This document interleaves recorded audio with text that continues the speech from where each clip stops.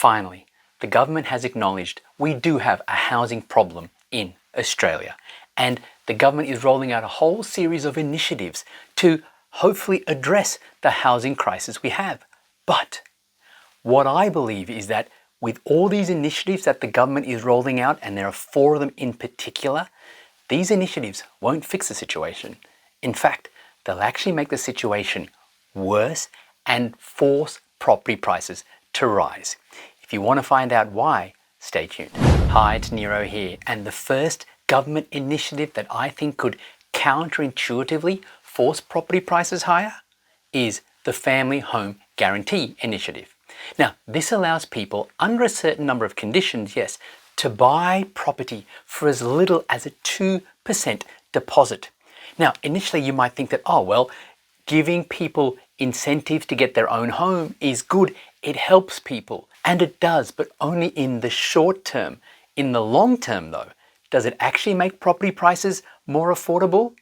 The research shows it doesn't. Last year, the Australian Housing Urban Research Institute, or AHURI, released a report claiming that the $20 billion spent by Australia's government to help first home buyers into the market has actually made housing affordability worse and increased inequality. More than $20.5 billion in 2021 dollars was expended by Australian governments in stamp duty concessions and cash grants, including home builder to first home buyers in the decade to 2021, the report noted.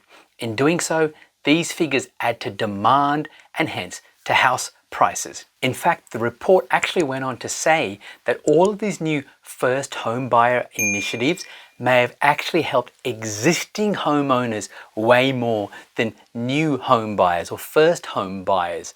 Why? Because it's driving property prices up, giving existing homeowners more equity. So when we have this level of research all the way up to 2021, and you might remember the property prices in 2021 went through the roof and everyone thought it was all because of low interest rates. I'll come back to that in just a moment, but you can see here from the research from the last decade, it's been first home buyer initiatives that have been a contributing factor to increasing property prices. Assisting first home buyers, an international policy review compared FHB, or first home buyer assistance schemes in Australia with international policies to investigate whether programs expand access to home ownership for first home buyers. In other words, whether they make the cost of home ownership more affordable and less risky for those whose entry into the market would be delayed or impossible.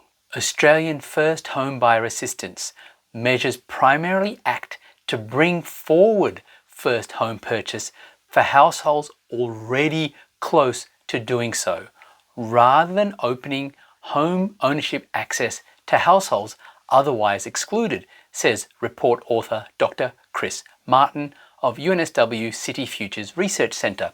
So in other words, these first home buyer incentives don't actually help people get into the property market who couldn't afford to. No, they simply help people who are already on track to buy their first home simply get into the market more quickly. At least that's what the research shows. But this next statement is the most telling of all. In a housing market where new housing supply is sluggish, these measures simply add to demand and push up property prices. So when you have this level of research, then what does the government do? Well, they go and actually expand their first home buyer initiative program. And this is at a federal level. On a state level, we're seeing the Queensland Labor government double the first homeowner grant in that state. So we can see that the government is relying on first home buyer initiatives to win political votes, but it doesn't look like it's going to make property prices more affordable. More than likely, property prices are set to rise. Government initiative number 2. Back in 2008, the Kevin Rudd government allowed temporary migrants to buy properties. Now, our current Prime Minister was part of that government. And so since then, as we've increased the number of temporary migrants, we're seeing more and more people who are actually not planning on living in Australia, at least in the short term, buying properties anyway. And you can see from this next chart just how much temporary migrants have increased in Australia, and they're all allowed to buy properties. And as you can see from this next chart, overseas migration is currently at record highs. And many of these people are able to buy property even if they don't plan on becoming a permanent resident, even if they don't plan on becoming a citizen. What that's doing is it's driving up demand for property prices at a time when our construction industry is being slammed, at a time when we're building fewer homes than we were 10 years ago. So demand for property is staying high at a time when interest rates are at record highs, at a time when affordability for local Australians is at record lows. And so if this continues, the government will just keep forcing property prices higher. Here's what Shane Elliott, CEO of ANZ, had to say. Home loans now preserve of the rich, ANZ boss. The head of one of the major banks has warned the Australian dream of home ownership has become the preserve of the rich, as former Treasurer Peter Costello said runaway migration had worsened the housing affordability crisis and was driving rents higher. Elliott then goes on to say in a separate article, immigration is a really big driver of housing demand. And from our perspectives, from one of the largest providers of home loans in the market, it's a material driver, Mr. Elliott told The Australian. Recent data signalled Australia was on the path to more than 500,000 temporary migrant arrivals over the past year, exceeding previous government forecasts. And as I said, from that secret law passed in 2008, temporary migrants can now buy established properties, something most people are not aware of. Mr. Elliott said Australia was attracting a really high quality migrant, many of whom had considerable wealth. Government initiative number 3 that's likely to force property prices higher, and this is more of a lack of initiative, it's the lack of support to our construction industry. So right now, dwelling approvals, the number of new properties being approved to be built, the number of completions, number of new properties being completed, and new commencements, so new properties being constructed, are all at record lows. So we're literally building fewer and fewer properties at a time when our migration is increasing, our population is increasing at record highs. Well, what about this new target of 1.2 million homes over 5 years? Well, that would mean that we would have to build on average 240,000 new properties every year for 5 years. Yet to the 12 months ending September, we only built 164,000 properties. That's 76,000 below target.